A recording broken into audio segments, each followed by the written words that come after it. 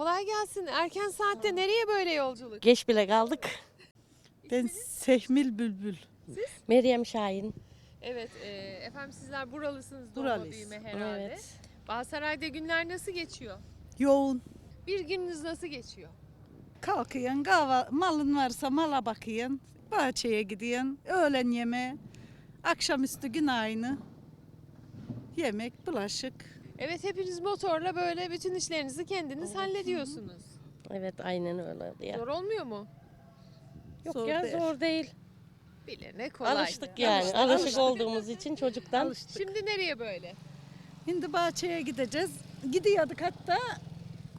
Tarihi unutmuştuk Tarihi da. unutmuşsun. O Lahana lazımdı. keseceğiz. Hı, Lahana ona döndük. keseceğiz.